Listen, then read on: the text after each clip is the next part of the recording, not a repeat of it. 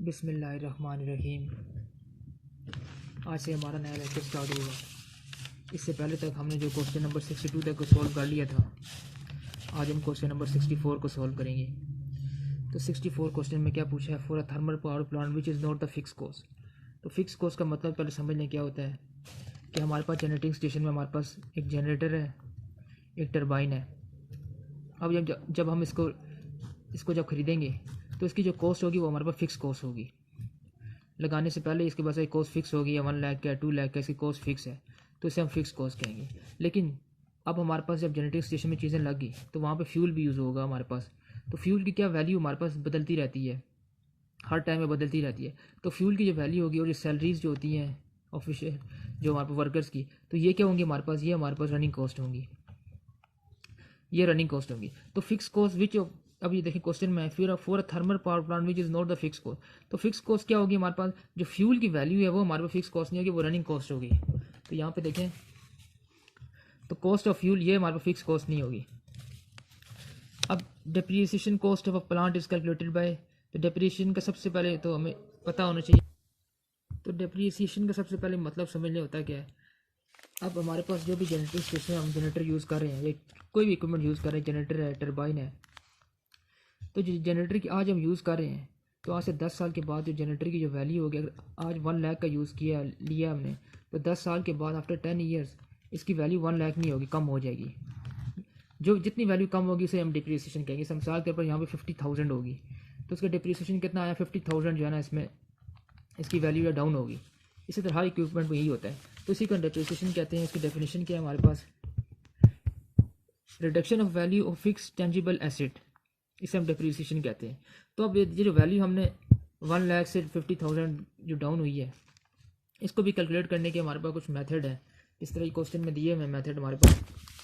तो पहला मेथड हमारे पास जो है depreciation of a plant is calculated by, जो हम कैलकुलेट करते हैं, एक स्ट्रेट लाइन मेथड है, एक डिमिनिशिंग वैल्यू मेथड और सिंकिंग फंड मेथड है। तो इसी तरह आप क्वेश्चन 66 में which method of depreciation charges estimate give the heaviest charges during the early year of plant life. तो हैवीएस्ट चार्जेस अब ये समझ लें किस तरह होते हैं। तो सबसे पहले हम जो करेंगे वो हमारे पास क्या है, स्ट्रेट लाइन मेथड है। तो स्ट्रेट लाइन मेथड में क्या होगा हमारे पास, ये सबसे आसान है, मैंने यहाँ पे कैलकुलेट किया हुआ है। हमारे पास पहले साल है, जनरेटर की कीमत जो है हमारे पास 1 लाख है, 1 लाख जो है इसकी कीमत है। अब क्या होगा, इसकी डिप्रिसिएशन हमने फिक्स कर दी, इस पर डिप्रिसिएशन फिक्स कर देंगे हम, मतलब 10,000 जो है इसकी वैल्यू हर साल डाउन होती रहेगी। तो यहाँ पे 10,000 वैल्यू डाउन होगी। अब इसकी वैल्यू यूजफुल वैल्यू क्या आ जाएगी, 90,000 का हो जाएगा। मतलब 10 लाख की 1 लाख का था और एंड ऑफ द लाइफ क्या हो जाएगा, 90,000। अब इसी तरफ सेकंड ईयर में क्या 90,000 इसकी वैल्यू आ गई, इसमें से डिप्रिसिएशन कितना किया हमने, 10,000 फिक्स है, तो हमारे पास 10,000 फिक्स किया तो हमारे पास 80,000 आ गया। इसी तरह नेक्स्ट ईयर में 80,000 में से 10,000 फिक्स किया, तो ये जो वैल्यू है हमारे पास ये फिक्स है। इसमें जो स्ट्रेट लाइन मेथड है, जो हमारे पास यूजफुल वैल्यू ये आ रही है, तो इसका फार्मूला जो हम कैलकुलेट करने के किस तरह करते हैं, डिप्रिसिएशन कॉस्ट का ओरिजिनल कॉस्ट जो हमारे पास होगी, ओरिजिनल हमारे पास मिसाल 10 ये 1 लाख है, माइनस स्क्रैप वैल्यू जो यहाँ पे स्क्रैप वैल्यू 1000 है, divided by number of year, पहले साल जो हम कर रहे हैं। इस तरह यहाँ पे पहले साल मैंने किया तो मेरे पास 90,000 आ रहा है। तो ये जो वैल्यू है यूजफुल वैल्यू ये आ रही है इस केस में। अब जो डिमिनिशिंग वैल्यू मेथड है उसमें क्या होगा, उसमें जो डिप्रिसिएशन कॉस्ट हमने यहाँ पे फिक्स किया 10,000, वो 10,000 नहीं होगी, उसमें हम 10% कर देंगे।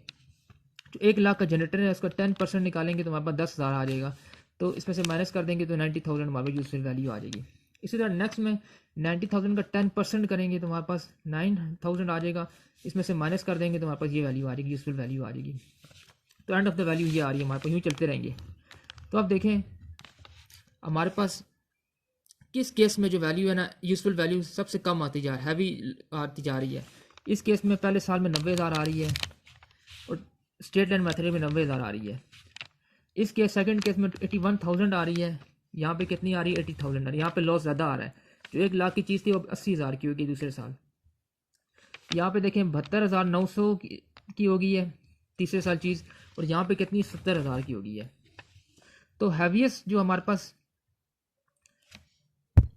तो किस केस में वैल्यू हमारे पास बहुत ज़्यादा डाउन हो रही है, तो आप देखेंगे स्ट्रेट लाइन में वैल्यू जो बहुत ज़्यादा डाउन होगी। तीसरे साल जो वैल्यू है वो 70,000 तक चलेगी है, 1 लाख की चीज़ 70,000 में चलेगी है। लेकिन यहाँ पे देखें 1 लाख की चीज़ तीसरे साल में 72,900 पे चलेगी है। तो लॉसेस ज़्यादा किस में आ रहे हैं, हमारे पास स्ट्रेट लाइन मेथड में आ रहे हैं। तो इस क्वेश्चन में थोड़ी सी कन्फ्यूजन है। उन्होंने दिया हुआ डिमिनिशिंग वैल्यू मेथड में, which method of depression charge estimate की the heaviest charges during the early year of plant life. Heaviest charges में देखें, अभी फिर वो देख लें एक बारी, तीसरे साल में 70,000 होगी यहाँ पे तीसरे साल में 72,900 है डिमिनिशिंग वैल्यू मेथड में।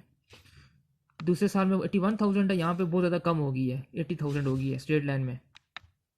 तो हैवीएस्ट लॉस तो हमारे पास इसमें आ रहे हैं, तो ये क्वेश्चन आप मैच कर देना। तो मेरे ख्याल से स्ट्रेट लाइन मेथड जो है ना यहाँ पे इसका बेस्ट आंसर होगा। इसी तरह जो क्वेश्चन नंबर 70 है, diesel power plant is best suited as standby plant के लिए यूज़ होता है। बेस लोड प्लांट के लिए यूज़ क्यों नहीं होता, क्योंकि बेस लोड का मतलब क्या है कि हमारे पास 24 आवर चलता रहे। तो 24 आवर तो डीजल पावर प्लांट नहीं चल सकता, इसकी जो रनिंग कॉस्ट बहुत ज़्यादा हैवी होती है, तो इसलिए बेस लोड में तो यूज़ करेंगे नहीं से हम, तो सिर्फ और सिर्फ हम किस में स्टैंड बाय प्लांट में यूज़ कर सकते हैं।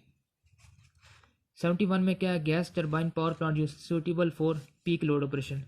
तो पीक लोड ऑपरेशन में इसलिए होता है कि हमें जो है ना, क्योंकि ये जो गैस टरबाइन पावर प्लांट है ये जल्दी से स्टार्ट हो जाता है, तो इसलिए हम पीक लोड में से यूज़ कर सकते हैं। इसी तरह क्वेश्चन नंबर 75 में हमसे क्या पूछा है, capacity factor of a power station. तो फैक्टर आ गया, इसका मतलब क्या होगा, ये दो चीज़ों के दरमियान रेशो ही होगा। तो कैपेसिटी फैक्टर क्या हो जाएगा, maximum install capacity of a station. Maximum install capacity of station का मतलब क्या, हमारे पास जनरेटिंग स्टेशन है, उसकी मैक्सिमम इंस्टॉल कैपेसिटी मिसाल के तौर पर 1 मेगावाट 10 मेगावाट है, ये हमारे पास मैक्सिमम इंस्टॉल कैपेसिटी। और average demand of the station, जो हमारे पास जो स्टेशन की डिमांड आ रही है वो कितनी है, तो वो उसका जो फार्मूला ये है। इसी तरह 76 में which of the following plant expected to have the longest expected life. तो हाइड्रो इलेक्ट्रिक की जो है ना सबसे ज़्यादा जो लॉन्गेस्ट लाइफ होती है। इसी तरह the life of underground cable is taken as 40 year. For hydro power plant the life of RCC dam is taken as 100 साल तक ही चल सकता है। इसी तरह क्वेश्चन नंबर हम 88 को सॉल्व करेंगे। Maximum span in case of wooden pole is usually restricted to 50 metre. जो इसका मैक्सिमम स्पैन होगा हमारे पास वुडन पोल में वो कितना होगा, 50 मीटर होगा। अभी ये जो क्वेश्चन नंबर 89 है इसको हम सॉल्व कर चुके हैं। The depreciation of the plant is charge by. तो हमारे पास ये मेथड है, इनकी मेथड से हम जो वैल्यू डाउन हो रही है वो कैलकुलेट कर सकते हैं। इसी तरह क्वेश्चन नंबर 91 में हम ये जो ग्राफ है हमें क्या बताना है, the frequency of the wave shown. तो फ्रीक्वेंसी का पता है हमें, फार्मूला क्या होता है, 1 आवर टाइम पीरियड। तो हमारे पास टाइम पीरियड का पता होना चाहिए। क्या टाइम पीरियड का मतलब क्या है, जहाँ से एक वेव जो है वो कंप्लीट हो रही है, दूसरी स्टार्ट हो रही है, तो यहाँ से लेकर यहाँ तक, फिर अगली फिर स्टार्ट हो रही है यहाँ से लेकर यहाँ तक। टाइम कंप्लीट जो है 1 पीरियड जो होता है वो सिर्फ टाइम पीरियड कहते हैं। यहाँ से लेकर यहाँ तक एक साइकिल कंप्लीट हो गया, ये इसका टाइम पीरियड है। फिर अगला यहाँ से लेकर यहाँ तक आएगा, फिर कंप्लीट हो गया। तो टाइम पीरियड निकालना पड़ेगा। ये 10 दे रखा है, 10 यहाँ से लेकर यहाँ तक है, तो ये भी ज़ाहिर बात 10 होगा, 20 हो गया। तो टाइम पीरियड कितना है, 20 माइक्रो सेकेंड। तो फ्रिक्वेंसी क्या आ जाएगी, 1 आवर 20 इंटू 10 की पावर -6। इसे जब कैलकुलेट करेंगे तो हमारे पास 50 किलो हर्ट्ज फ्रिक्वेंसी इसकी आ जाएगी। इसी तरह क्वेश्चन नंबर 94 में essential requirement off peak load plant is it should be capable of standing quickly. Peak load plant का जो है वो उसमें क्या होना चाहिए, वो जल्दी से जो है ना स्टार्ट हो जाना चाहिए। इसी तरह क्वेश्चन नंबर 99 में ड्यूरिंग लोड शेडिंग हमारे पास क्या होता है, जो हमारे पास सम लोड और स्विच ऑफ। तो लोड शेडिंग में क्या होगा, हमारे पास लोड जो है स्विच ऑफ कर देते हैं। इसी तरह for the same plant initial cost of which plant is highest. तो इनिशियल कॉस्ट सबसे ज़्यादा न्यूक्लियर की क्यों ज़्यादा होती है, तो इसमें इक्विपमेंट की जो हमारे पास सेफ्टी पर्पस है उसमें काफ़ी ज़्यादा अमाउंट जो है हमारी लग जाती है, तो इसलिए इसकी इनिशियल कॉस्ट सबसे ज़्यादा हाई है। इसी तरह क्वेश्चन 117 में in steam power plant which component need maximum maintenance attention. Boiler. तो बॉयलर में ज़्यादा क्यों होता है, क्योंकि बॉयलर में हमारे पास स्टीम प्रोड्यूस हो रही होती है। बॉयलर जो यहाँ देखें, बॉयलर में क्या होगा, स्टीम हमारे पास प्रोड्यूस हो रही होती है, यहाँ पे बहुत ज़्यादा हीट आ रही होती है। क्या होगा, कोल भी यहाँ पे बर्न हो रहा होता है, और हॉट वाटर भी, कोल और हॉट वाटर इनका मिक्सचर से जो है हमारे पास क्या होता है, स्टीम प्रोड्यूस होती है। तो सारा का सारा प्रोसेस हमारे पास किधर होता है, बॉयलर में हो रहा होता है। तो इसलिए बॉयलर को जो है ना हमारे पास मेंटेनेंस जो है ना सबसे ज़्यादा होती है, इसलिए बॉयलर की। ये जो क्वेश्चन है 118 से 122 उसको हम पिछले लेक्चर में काफ़ी इस तरह के क्वेश्चन काफ़ी बार सोल्व कर चुके हैं। इसी तरह क्वेश्चन नंबर जो 133 जो है, फॉर अंडर वाटर मूवमेंट सब मैरीन्स आर पावर्ड बाय। तो ये किसमें होता है, डीजल इंजन।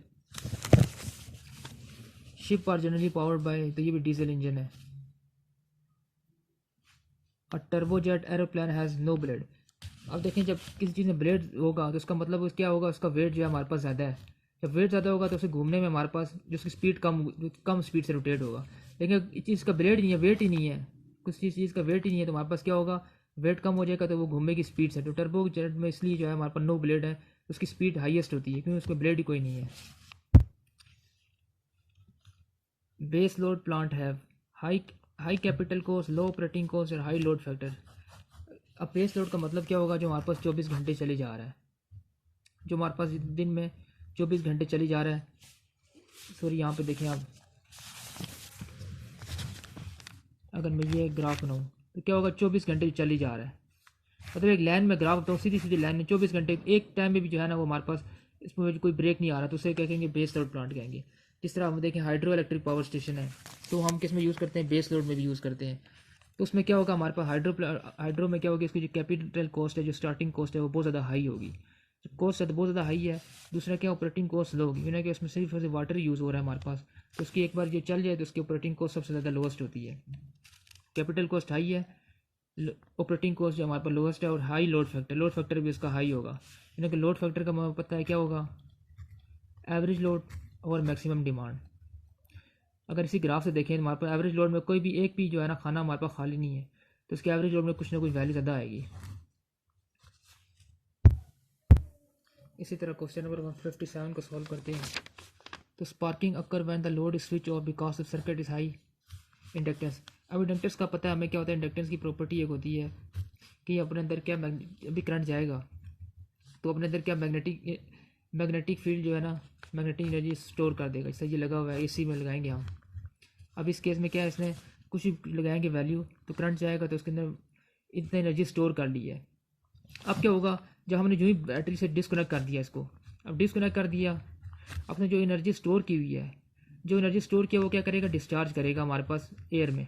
तो क्या होगा, हमारे पास स्पार्किंग आ जाएगी, हमारे पास एयर में यहाँ पे स्पार्क पैदा हो जाएगा। तो यही पूछा है, sparking occur when the load switch off because circuit has high inductance, zero sequent component always flow through तो न्यूट्रल वायर में होगा। अगर ये हमारे पास एक सिस्टम है,